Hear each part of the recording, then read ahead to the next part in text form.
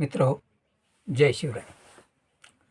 आज आपल्या परभणी जिल्ह्यामध्ये आपल्या देशाचे लाडके पंतप्रधान नरेंद्र दामोदरदास मोदी हे येत आहेत.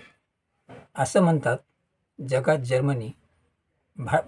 जर्मनी आणि भारतात परभणी असा आपला जिल्हा आहे. आणि या जिल्ह्यामध्ये आपल्या देशाचे पंतप्रधान हे उमेदवाराच्या प्रचारासाठी येत आहेत. मुळात जर सांगायचं झालं तर तर पंतप्रधान हे कुठल्याही एका पक्षाचे नसतात, तर ते पूर्ण देशाचे असतात, असं आम्ही नागरिक शास्त्रामध्ये वाचलं होतं. पण हे उमेदवार तर एका जातीवर येऊन संसदेतून सुद्धा सांगतात की मी ओबीसी आहे, आणि ओबीसीच्याच एका माणसाला परभणी जिल्ह्यात उमेदवारी देऊन तिथे प्रचारासाठी येत आहेत.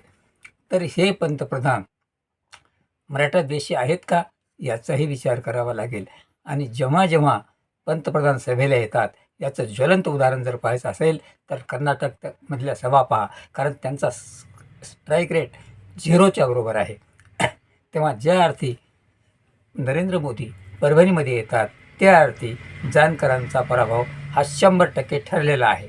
आणि एक सांगायचं म्हणजे आपण अशा माणसाच्या सभेला जायचं कशाला, की जो देशाचा पंतप्रधान असूनसुद्धा स्वतः सांगतो की मी एका ओबीसी समाजाचा आहे. कारण देशाचा पंतप्रधान हा कुठल्याही समाजाचा नसतो, तर तो संपूर्ण देशाचा असतो. तो देशाचे पंतप्रधान म्हणून आम्ही त्यांचं स्वागत नक्कीच करू, पण ते समाजावर येतात. त्यामुळं आम्ही आणि आमचा मराठा समाज त्यांचे विचार ऐकण्यासाठी का बरे जाईल?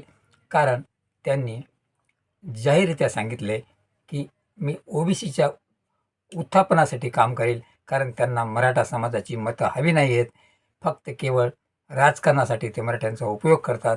त्यामुळं या सभेला जायचं का नाही हे आपणच ठरवायचं आहे. आणि एकही मराठ्याने या सभेला जाता कामा नये.